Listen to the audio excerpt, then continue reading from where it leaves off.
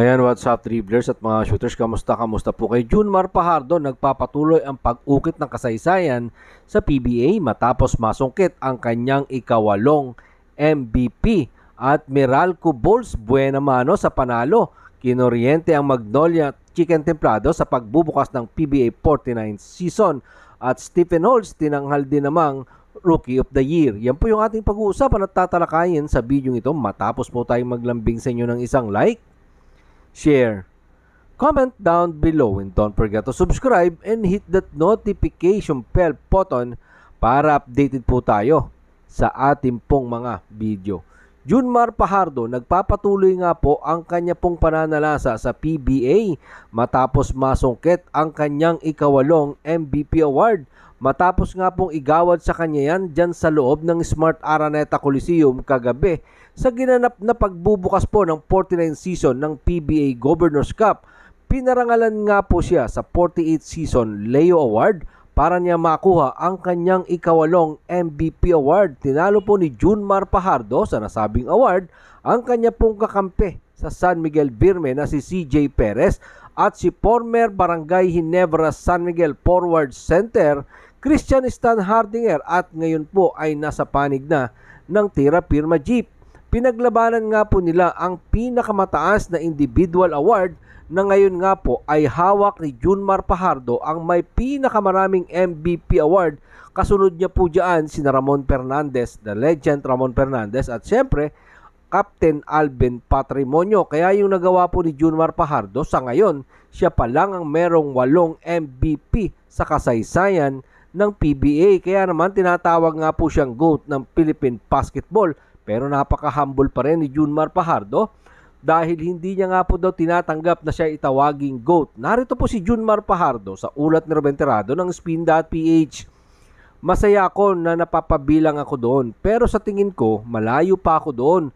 Maraming deserving na tawaging GOAT ng PBA. Sa kabila nga po ng kanyang tinatamasa sa ngayon, masasabi mo pong napaka down to earth pa din ng laking Bisayang si Junmar Fajardo.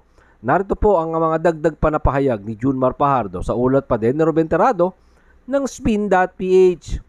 Si Papa Mon lang, dami niyang championship, 19 championship. Ako 10 pa lang yata. Sobrang layo ko pa sa kanya. Yun yung para sa akin na dapat maraming championship, doon mo lang matatawag na GOAT ang isang player para sa akin. Sabi po yan ni Junmar Fajardo. Si Papa Mon, sobrang daming deserving tawaging GOAT. Masaya na ako na napabilang ako doon. Mga ilang sandali po yan, pahayag ni Junmar Fajardo matapos nga po niyang matanggap ang kanyang ikawalong MVP trophy. Inamin nga po ni Junmar Fajardo na gusto pa niyang manalo ng isa pang award, ng isa pang MVP. No, ito po yung masasabi natin si Junmar, talagang may pag-asa pa at malaki pa yung pag-asa. Pwede pang makadalawa to.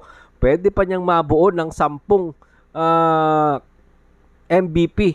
Sa kasalukuyan niya pong career na 33 years old siya ngayon. So pwede pa po yan, no? Hanggang 35 kaya pa ni Junmar dahil napaka-dominanteng big man sa kasalukuyan ni Junmar Fajardo. Narito po yung mga uling bahagi ng pahayag ni Junmar Fajardo sa ulat pa din na Ruben Tirado ng Spin.ph. Sana maulit. Sana next year ulit. Kung may darating na award, tatanggapin ko yan. Hindi naman tayo habang buhay naglalaro. Hanggat kaya nating maglaro, collect natin yan. Ito, pagtapos ng karir ko, may babalikan ako at may titingnan ako pagtatapos po na pahayag ni Junmar Fajardo. Para naman po sa akin, no, isa na po talagang GOAT ito si Junmar Fajardo ng Philippine Basketball.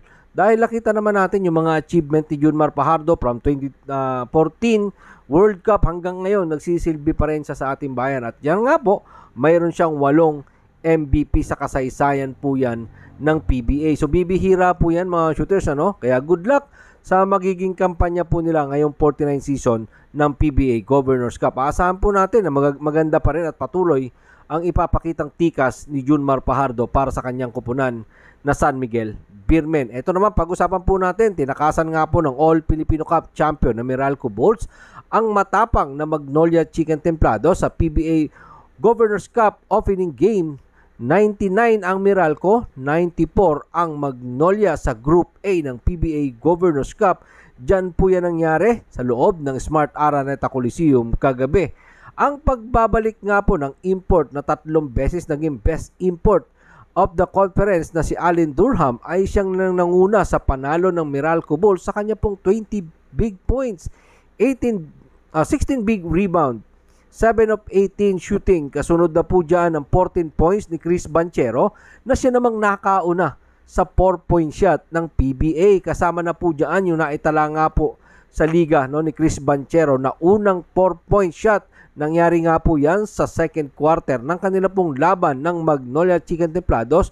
Lumamang pa po ng hanggang 14 points ang Meralco Bulls, pero binura nga po yan ng Magnolia sa kanilang double digit sa kanakalamangan at idikit sa dalawa na lamang 96-94 sa pamamagitan ng 7-0 run. Tinapos nga po ng isang 3-pointers ni Glenn Robinson III. May natitirang 19.2 segundo na lang at matapos nga po yan ay na-foul si Chris Newsome sa kabilang dulo, pero hindi po niya naipasok ang kanya pong unang free throw. Pero naipasok po niya ang ikalawang free throw para muling iangat ang Meralco Bulls 97-94. Si Durham nga po ang tinanghal na best player sa nasabi pong laro at panalo po dyan ang Meralco Bulls at si Glenn Robinson na import naman ng Magnolia Chicken Templados ay nagtala ng kanyang 29 big points, 17 po dyan kay Ian Sanggalang. Pag-usapan naman po natin ang tinanghal na Rookie of the Year na si Stephen Holtz bilang siya po ang bagong Rookie of the Year. Bago nga po siya naipadala sa Barangay Ginebra, San Miguel, tinulungan muna ni Holtz ang dati niyang kupunan na Tira Firma Jeep na makapasok sa una nilang quarter-final playoff sa nakaraang pong All-Filipino Cup bago sila talunin ng San Miguel Beermen sa ikalawang laro ng kanila pong twice-to-beat advantage. Katuwang po ni Stephen Holtz ang kanyang teammate na sina Wami Chongson, Javi Gomez de Liano at ang kanya pong nakasama sa trade package na si Isaac Go. Tinalo po ni Stephen Holtz sa nasabing award sina Cade Flores ng Northport Batang Pier, Adrian Nocom ng Rain or Shine Elasto Painters. Para sa nasabing parangal, ang 32 years old na si Stephen Holtz ay nag-average ng 21 points per game, 8.4 rebound per game, 6.6 assists per game, 55% mula po naman sa field goal. Ang tanong ngayon, matutulungan kaya ni Stephen Holtz ang kanyang bagong kupunan na Barangay Ginebra San Miguel na maipadala sa kanila pong kauna-unahang kampyonato? Yan ay ating sasaksihan. Yung mga naging average po ni Stephen Holtz sa nakaraang pong season, 48. Sana madala niya dito sa kanyang bagong kupunan na Barangay Ginebra San Miguel. Yan po ang sama-sama nating aalamin. Pero wala pong duda na kaya po ni Stephen Holtz yan at kaya siyempre ng kanyang bagong coach na si Coach Tim Cone ang naggagabay sa kasalukuyan sa Barangay Ginebra San Miguel. Maraming salamat po sa inyong panonood. Ano naman po ang inyong maging opinion?